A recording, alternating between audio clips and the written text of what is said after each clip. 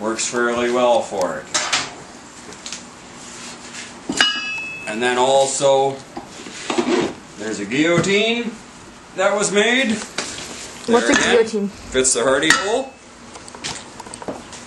It's a tool that can be used for you can make various die plates for it.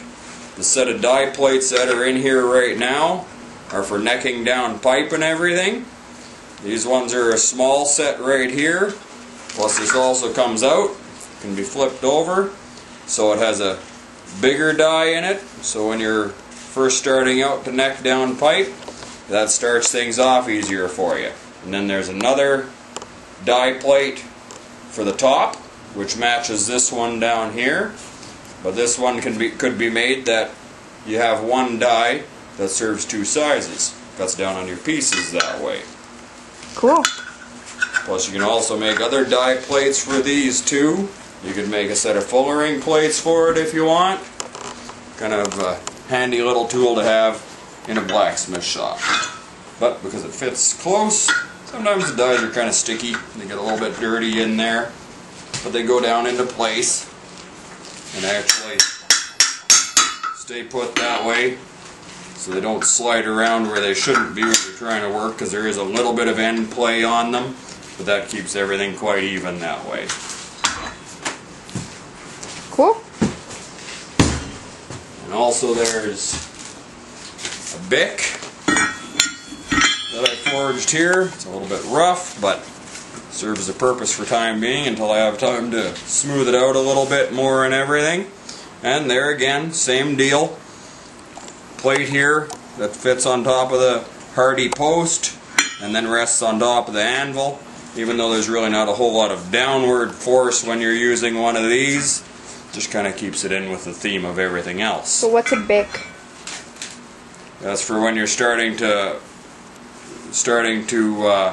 open up a hole and everything. If you want to make an eyelet on the end of a bar or something, you can hot punch the hole in it to start with, and then you can take this and you start working it down over the bick until you get it opened up big enough, and then you can start working it over the horn of the anvil instead.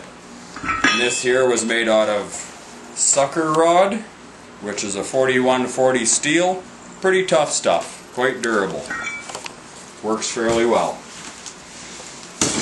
Same with the large set of tongs over here for 1 inch stock and bigger. This was made out of 3/4 inch sucker rod. A pair of small scrolling tongs we have right here. And then just a pair for basic flat stock. And then a pair here that can be used for holding square or round stock. A pair of little bolt head tongs. Fairly handy little size for general lighter forging and everything. And then over here on the workbench we have a twisting wrench, file of course, hand hacksaw, and various punches here and everything. Some tapered punches, some pin punches and everything right here are pin punches. And we have our tapered punches. We have a few different sizes of chisels and everything here. A little scraper in case you want to scrape some crud or scale off of something. Then we have, various hammers and everything right here. This one here, I forged the head on this, turned this one here into a diagonal peen.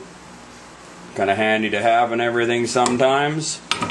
And this one here is just a little 3-pound sledge. Fairly handy for kind of moderate size work. Big ball peen here for doing larger riveting and everything. And this little one here, also used for smaller rivets, and ground a filed a convex face to the face of this one's head for a little bit of a planishing hammer. Works fairly well for that. And then we also have a cold chisel here that I made. Works quite well. This one was made out of a McPherson strut rod. Pretty good steel in that. Works good for making tools like that. This here, this is just a hot cut chisel and everything here.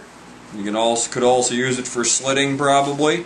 There again, this one here was made out of a chunk of, I believe this was 7/8 sucker rod. Good tough stuff for tools. And another chunk of sucker rod here.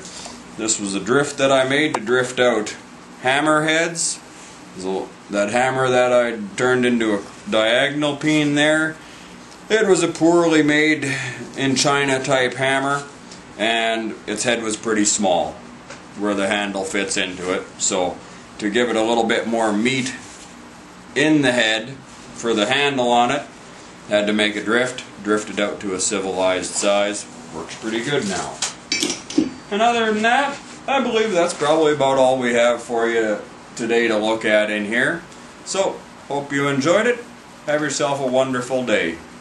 We'll talk to you again later from Cussed Creek Forge.